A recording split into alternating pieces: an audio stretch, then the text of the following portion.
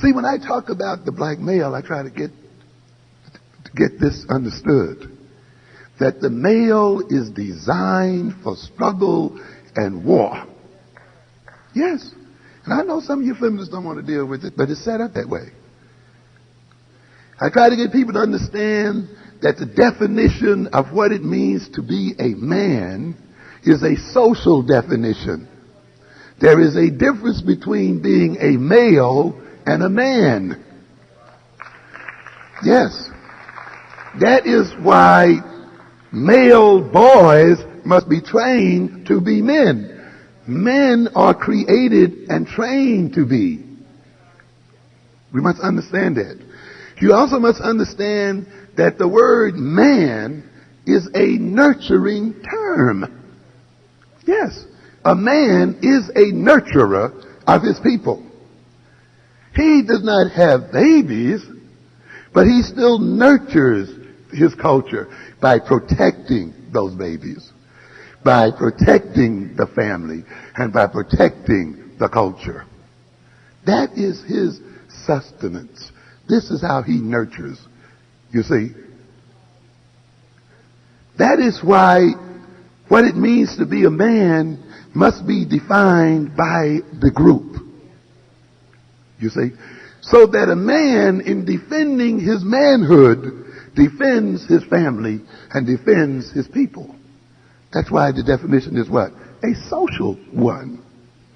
When you study the history of African people then, you will see that a boy became a man when he showed and demonstrated his ability to feed his people and to do what was necessary to gain resources to maintain the life and survival of his people.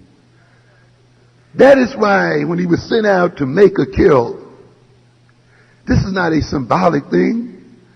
And after he made that kill, he would bring the larger portion of that kill back and lay it before his mother to indicate to her, just as you fed me when I was a boy and nurtured me, now I have arrived at the point where I am to feed you. In other words, the ultimate definition of manhood is inextricably related to the concept of producer.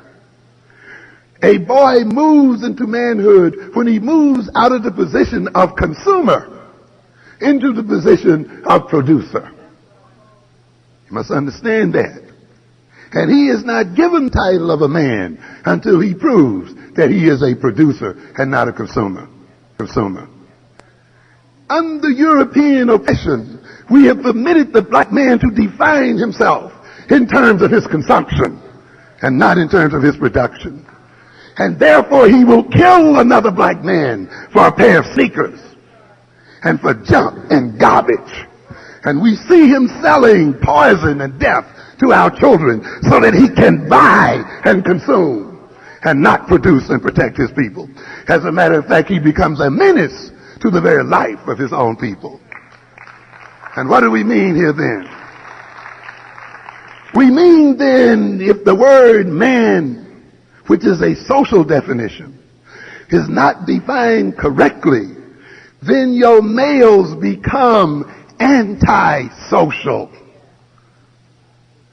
That is why we must go in the process now of redefining under these conditions what it means to be a man. And that is why a large part of Afrocentric education is involved in the training of men.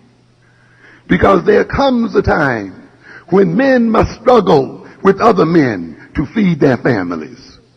There comes a time, because resources are scarce, that men must be prepared to go to battle with other men to feed their people.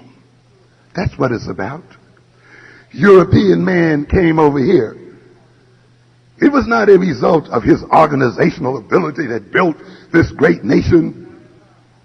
It was the result of the fact that he attacked and destroyed other men and established himself on top of those people and laid a foundation for his people and built himself an army so that he could protect his people and feed his children and dare other men to challenge him.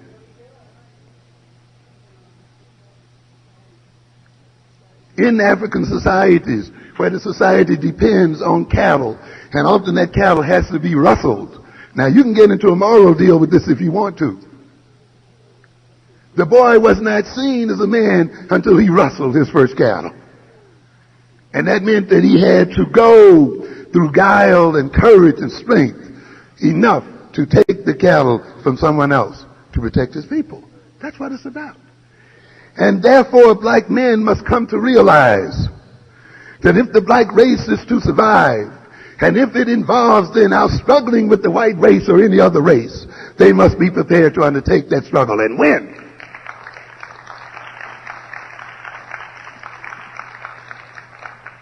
And those who have not decided on that path then must die the death of cowards and must join their enemies in the killing of themselves and the destroying of their own people. And this is what we are facing here today, ladies and gentlemen.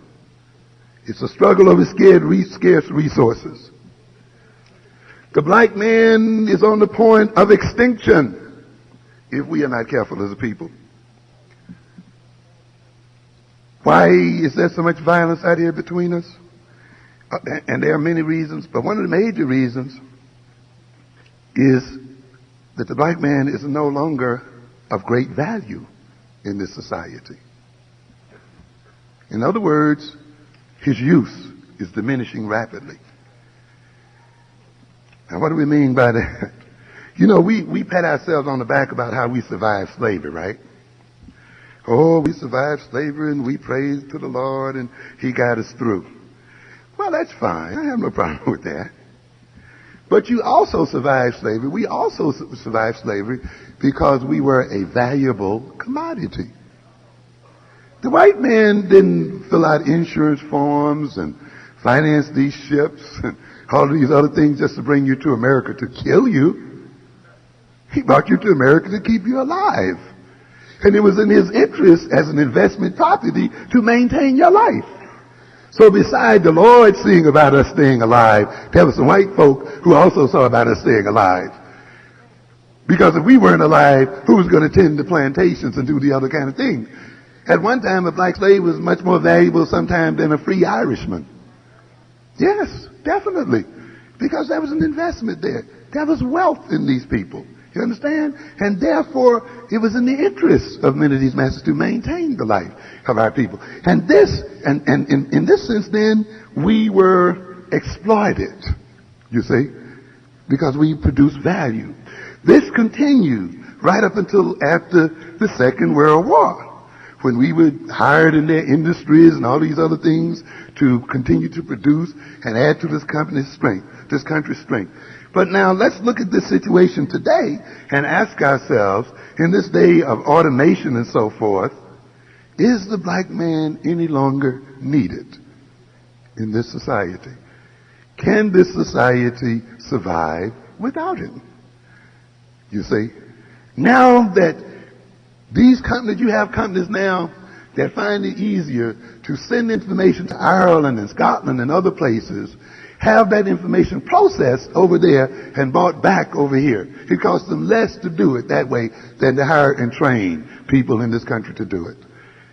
McGraw-Hill has all of its magazine subscription information processed in Ireland, because those people over there have a direct connection to their computers right here in New Jersey. So they talk to each other as if they're in the same room. And they pay these people $11,000 a year or less than that. And for the same kind of work, they'd have to pay us $20,000 or $30,000. Now they got people doing the work of MBAs that are paid $45,000. They're paying people in Ireland, the Philippines, and other places $20,000 or less to do the same work.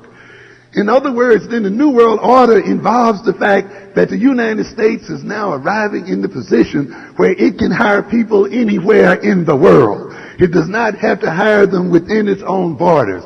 And otherwise, it also can import them into its country to do its work, which is one of the reasons why they feel no compulsion anymore to invest in the education of black people. If you then read the history of this country, you recognize that something is coming. Why was the Indian destroyed? in good part because he was economically useless. And his destruction did not represent a loss from their point of view. We are moving toward that position of economic uselessness. And if history serves us right, that is followed by decimation. And ultimately, if it is not followed by direct decimation, which is occurring too, it follows by the twisting of the mentality of our people in such a way that we literally begin to kill ourselves.